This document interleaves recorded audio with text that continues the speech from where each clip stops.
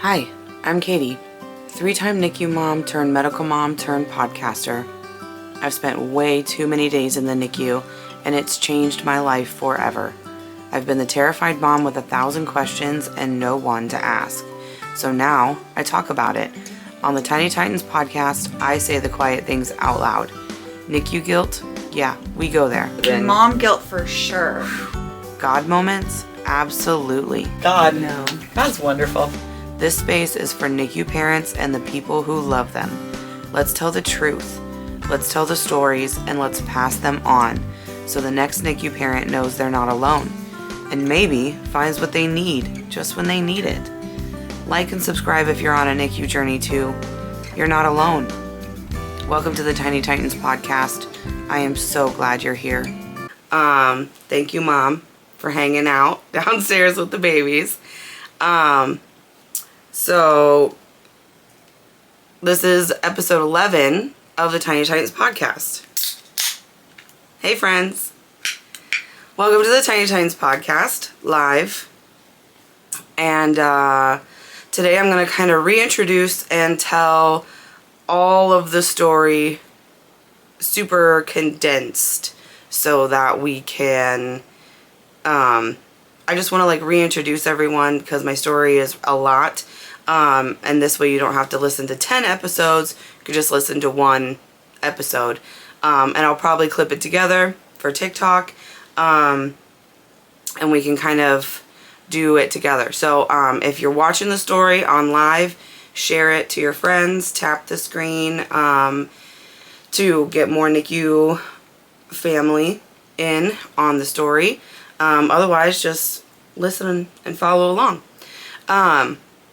So hi, I haven't met you, my name is Katie. The reason I started this podcast is because, I wanted to start a blog originally in 2017. When I had my 32-weeker, Cassie, I was super overwhelmed and also underwhelmed with the amount of information and parent resources that were at my it was there, but it wasn't there. No one was really telling their stories. I didn't feel like I could just pick up the phone and call someone if I had a question. And I knew that there were other NICU families because they were all over. I now knew a whole bunch of them, but I didn't know their stories. So what I wanted to do was write my story down in blog version. Instead of doing that, I wrote a whole bunch of the blogs and I made them sort of articles. And now they have become the first 10 episodes of the Tiny Titans podcast. And going forward, I have a bunch of interviews lined up from NICU moms past, NICU moms who just graduated, NICU moms who have turned into medical moms. So I would like for my channel to turn into a library of sorts of NICU stories that run the whole gamut. With surgery, without surgery, long stays, short stays, complicated procedures, and without. Because every NICU story is unique and different, but it changes the parent. No parent is expecting to go into the NICU. So that was my whole goal, is just to collect a library of stories so that a new NICU parent could, in the middle of the night, Google 30-week preemie and get a story or 2 or 5 if they really wanted to. That's what I wanted. I wanted these kinds of stories and I couldn't find them, and people were really standoffish when they were telling me their stories, and I was like, I just want to be able to put it in like a documentary. So that's sort of the goal here. Like I said, we started with the 10 episodes. Today I'm going to retell my little story, and then we'll kind of jump off with a bunch of stories going forward. So in the beginning,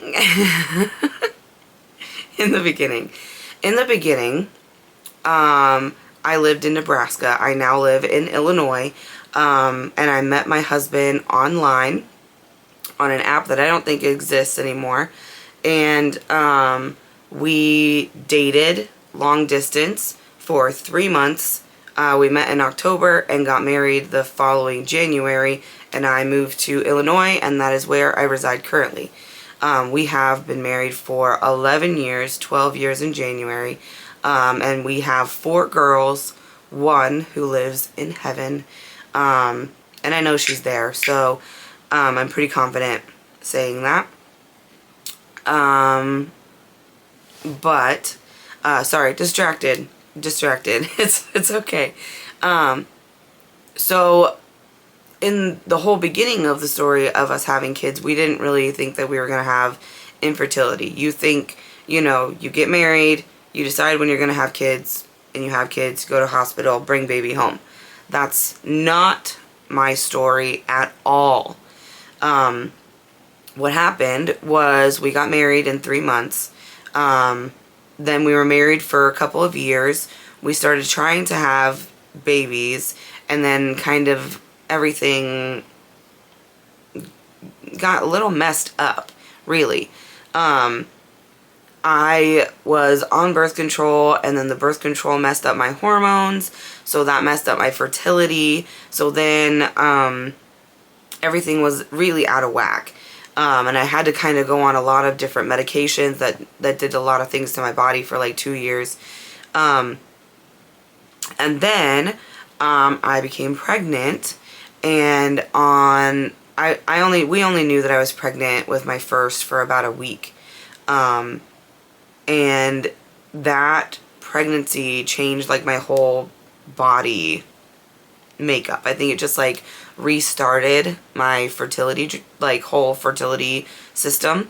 So we lost my first at about 8 weeks. I think we knew for about a week and a half. And we lost the first.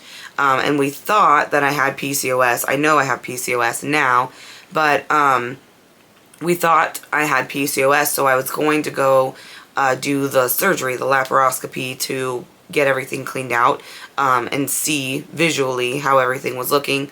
And instead of having the surgery, I found out that I was pregnant with my first Cassidy, which was kind of cool because I was seeing a fertility doctor when I found out that I was pregnant with her. We knew that it was high risk. We knew that I had had miscarriages and that my body was in a weird place. So that was kind of good because I had a bunch of data before I was pregnant to like help with this whole situation. But that didn't really matter because I had a really, really textbook pregnancy. I had weird cravings, and I wasn't nauseous. Like, I was nauseous for like a second. And then my water broke. Like, everything was fine. I was eating a lot. I was gaining weight. I was exercising. I was sleeping a lot. Like, there was nothing wrong with me physically. Every time I went in for a check that they thought I was going to have a problem with, like gestational diabetes, I was fine. I was clear. So then my water broke just sort of out of the blue when I was 32 weeks and at my baby shower. So that turned into sort of an emergency situation. We went to the hospital that I had prepared to deliver at, but they were not prepared for a 32-week preemie. So then I was sent up to Chicago, where we delivered emergency C-section because she was breech, and because I had lost my water earlier in the day. I didn't have enough fluid for her to turn, so we had to emergency C-section. So, yeah, so that was 32 weeks, and she spent 21 days in the NICU. And I literally thought it was the end of the world. For real. Every day was like overwhelming. Pumping was overwhelming. Everything hurt because I was cut in half. It was a lot. It was a lot. Excuse me, sorry. Live. That's just what's going to happen. If you're watching on TikTok, you can tap the screen to say that you like this content to tell TikTok to send it to other people. Or if you want to share the story out with other people, you could just push down on my nose and share it to your friends. Back to the story. So my water broke at my baby shower. We went to the hospital. They couldn't deliver. We went to Chicago, had an emergency C-section, 21 days in the NICU, and she was 5 pounds 6 ounces. So we honestly thought that she was a little bit ahead and that I was miscalculated for my gestational date. But who knows for sure? I don't know for sure. She was 5'6". She stayed until 36 weeks. She had a really hard time with suck, swallow, breathe, so we never were able to breastfeed. She was strictly bottle fed, but I did exclusively pump for her for, I want to say 9.5 months. I'm pretty sure it was something like that. It's got to be something, it's got to be longer than that. I feel like it was longer than that. It was a really long time. I pumped for her for a really long time. And then, we had some issues with Cassie after she came home. She got RSV, so she wasn't like a healthy baby. It wasn't like we came home from the NICU and everything was super happy. We came home from the NICU and everything was cool for like 2 months. And then she got sick, and then she got sick, and then she got sick, and then she got sick, and then she got sick. So we were in the ER, we were in urgent care. She now has, this is 8 years in fast forward, but she now has tubes in her ears and an asthma diagnosis, which we are in the process of sort of juggling how severe that is. So Cassie was number 1. Number 2 is Ava. We found out that I was pregnant, which we were trying to get pregnant and kind of stagger the kids a certain number of years apart. Ha ha ha. Ha ha, God. So we were trying to plan that accordingly, and that didn't work. So we planned for Ava, and I was at a play date with a friend of mine, and I started bleeding, and then I went into labor. She took over my child and drove me to the emergency room. So we lost Ava at 19 weeks. I think it was like a day or two, but 19 weeks. And that hospital was not prepared for that delivery at all. That ER was completely blindsided. It was a mess. But I mean, this is really dark humor, but I can check, had a baby in a bathroom off my bucket list. Yay. So after Ava, we did a lot of like checking with me to make sure that my body was okay. Because I had now had a miscarriage, a 32-week preemie, which ended in a C-section, and then a loss at 19 weeks. So, I had a lot of kind of history that we needed to make sure that my physical body was okay. So we did all of the things, did all the checks. I got healthy, and I got strong. I kind of like built up my muscle again. We were feeling pretty good about how I was, and we were totally fine with not having any more babies.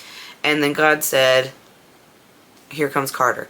So Carter, so I was pregnant with Carter for 5-ish months. She was born at 22 weeks and 2 days. Her story is the longest.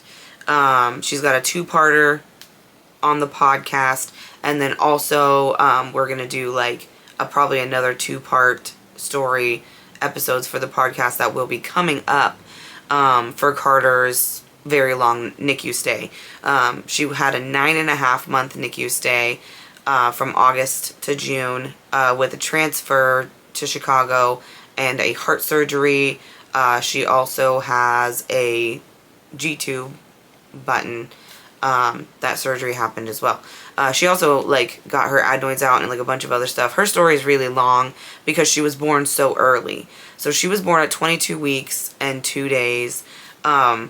So this is where like the bulk of my NICU education came from. The first 21 days with Cassie was like a whirlwind and I was terrified. But then it was like having a NICU baby home was like the challenge because she was sick all the time. And then when we had Carter, it was like no one had seen a 22-week baby, and no one knew how to do procedures on 22, 23, 24-week babies. So it was a very different education. We were obviously in the NICU for a lot longer.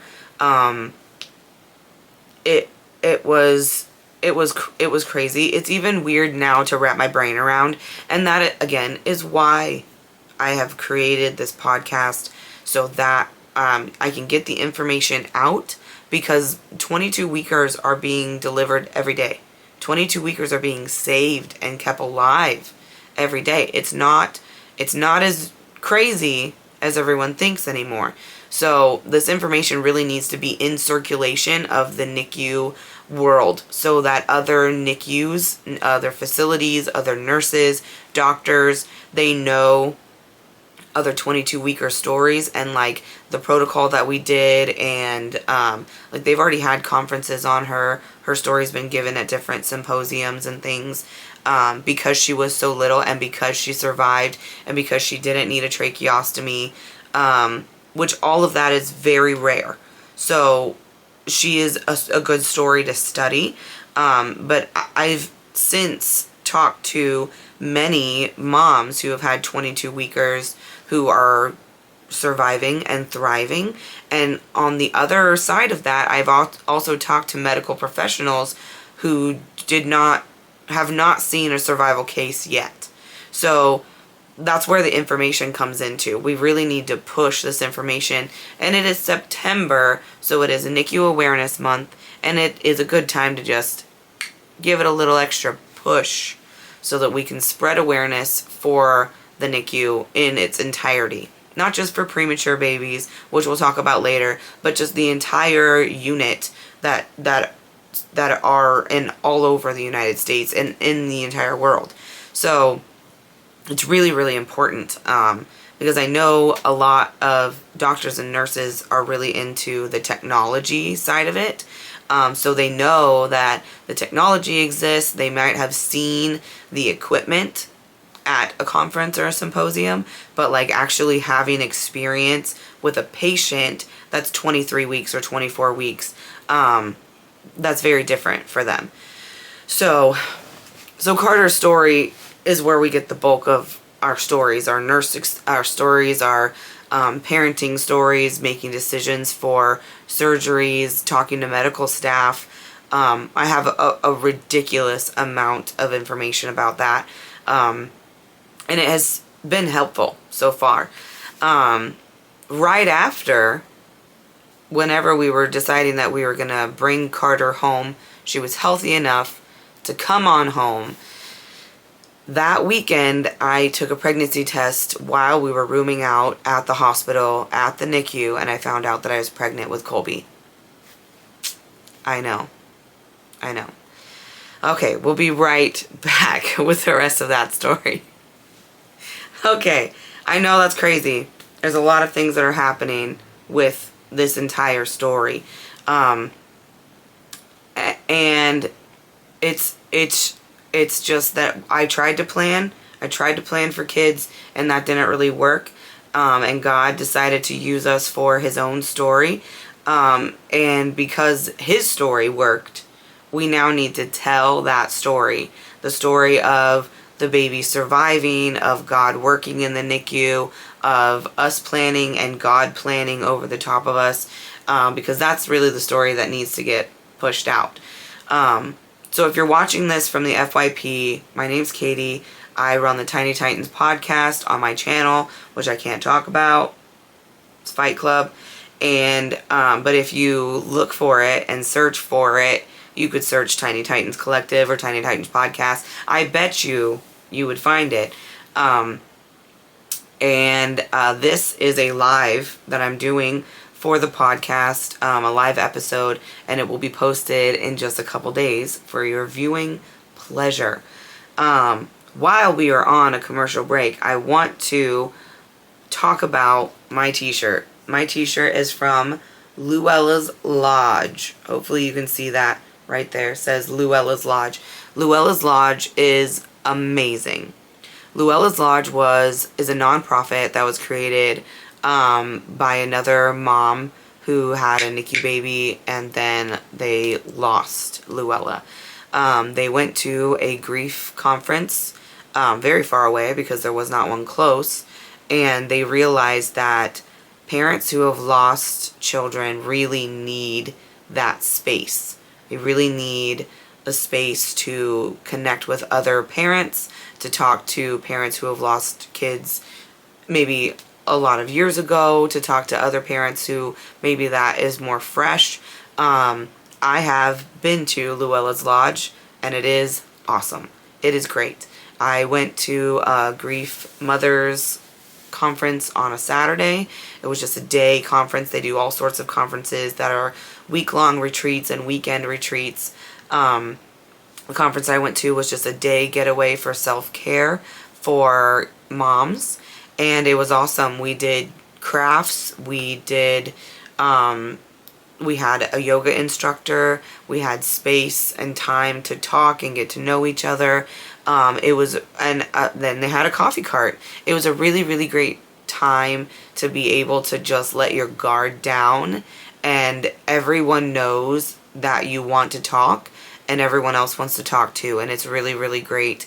It's a really great time, and I encourage you, if you are a parent that has lost a child, to look into Luella's Lodge, even just for a day. If you want to go, they have retreats for couples to go together. It's a really, really great program, and I encourage you to look into it. Again, that is Luella's Lodge, and you can find them everywhere. They're a nonprofit, and they're great. So go look up Luella's Lodge. Okay, back to Tiny Titans Podcast.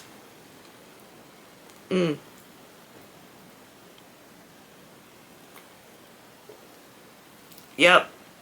I knew that was going to happen. It's okay. I already plugged this shirt, so it's okay that it's got a spill on it now, right? Apparently I shouldn't do two things at one time. This is too many. Too many things. Maybe I should have only had one kid.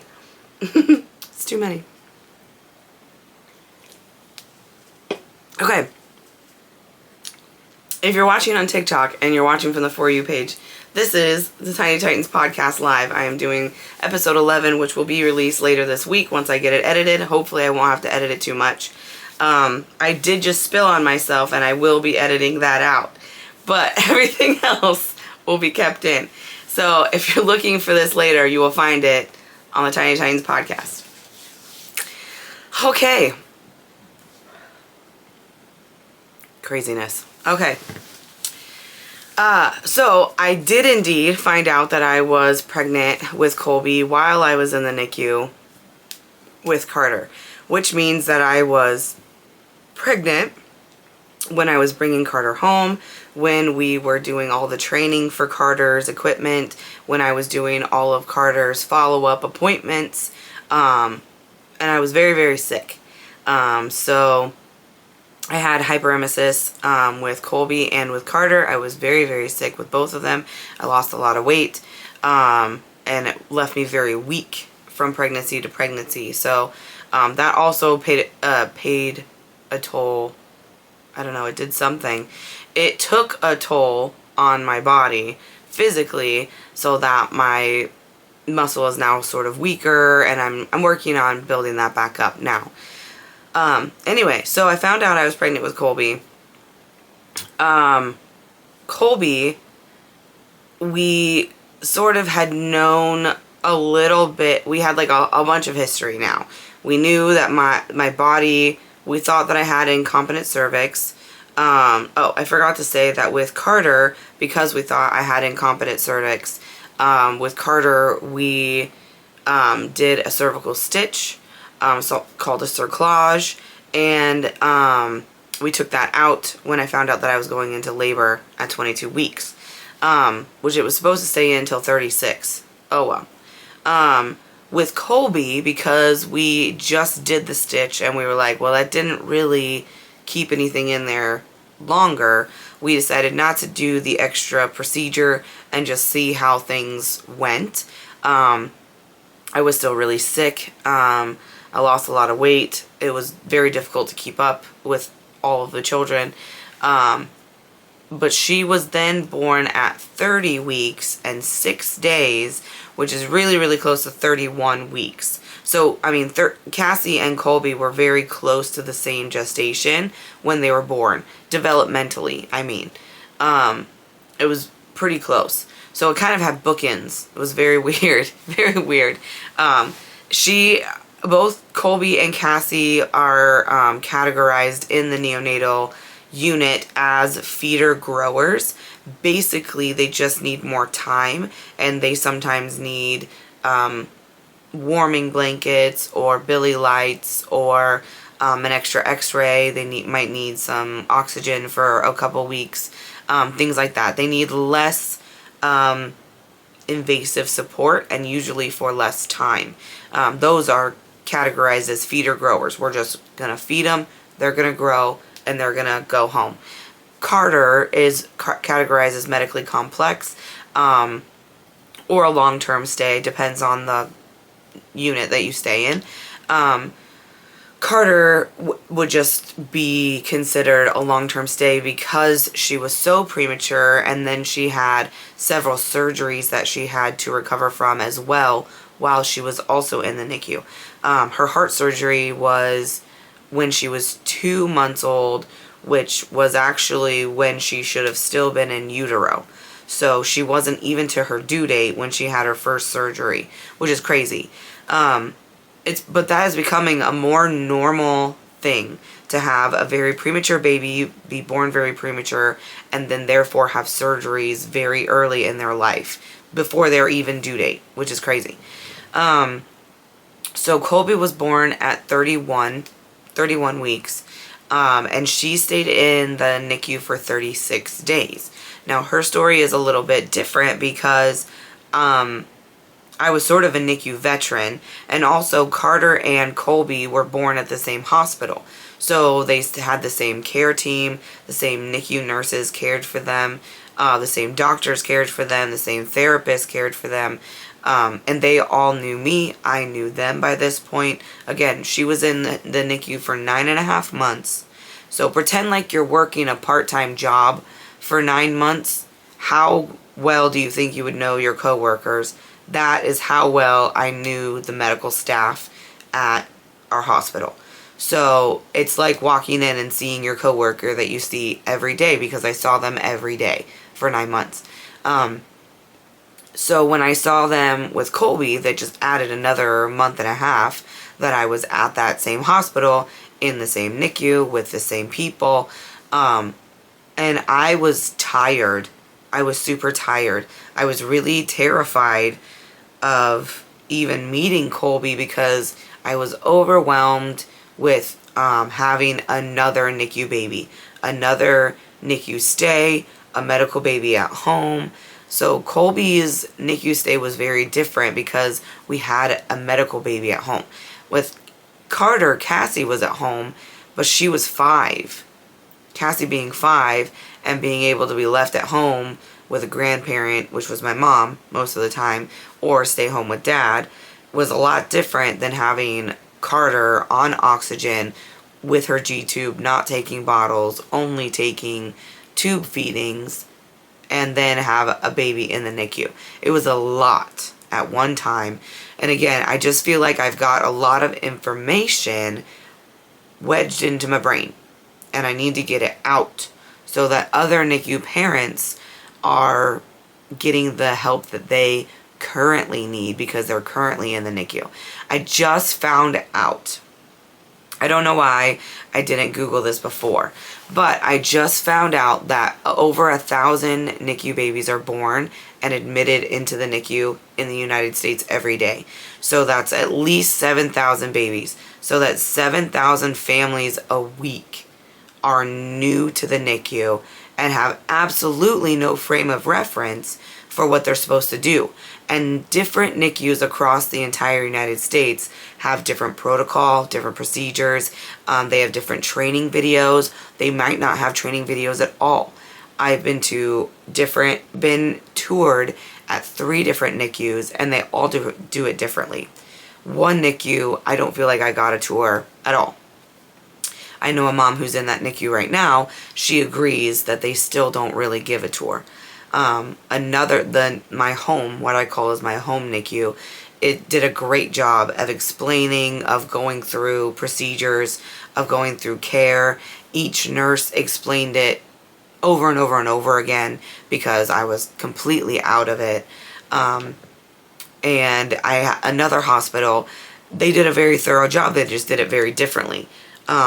So it might make more sense to some parents and not to other parents. So one of the things that I really believe in is parent advocacy or parent sponsorship in the NICU specifically. So when I was in the NICU with Carter, I had a sponsor. I had many sponsors, but my main sponsor, her name was Angela. Shout out Angela. She's awesome. She's been on my podcast. You can look her up. She's 27 weeker. If you look at the Tiny Titans episode for a 27 weeker, that's Angela, and she told me about her NICU stay. She told me about what happened with her and her daughter. She told me all of the details. She didn't leave anything out. She didn't try and sugarcoat it. She did not try to make me feel pressured to make one decision over another. She was just instantly my friend in the NICU, and that's what you need. You need someone who's just going to instantly be where you are and understand what you're trying to say, because there's a lot of jargon, vocabulary that is used in the NICU that if you're not in the NICU or not a medical professional, you might not understand even what a parent is trying to say. So that communication breakdown is super duper important. So that is something I really believe in now that I have done it several times and I've had that NICU sponsor. I am now a NICU sponsor myself. So the hospital that I was at, they will pair me with another parent who has a baby that's doing a similar journey that I have gone through. So I will sponsor 1 or 2 parents at a time. And then also TikTok. TikTok is another great place where I have found NICU parents who are in the NICU right now who have questions, and I have the answer. I'm just sitting here with the answer. I don't know how to get the answer to anybody faster, but I would if I knew. So that is my whole goal, is to be able to spread the information. September is NICU Awareness Week. It's a great time to push it into the atmosphere so that more NICU parents are aware of the resources immediately. So that 3 a.m., my exact story, 3 a.m., a mom has a 30-week baby and is Googling stats. What are the odds of survival? What have other parents said? Just trying to search it up.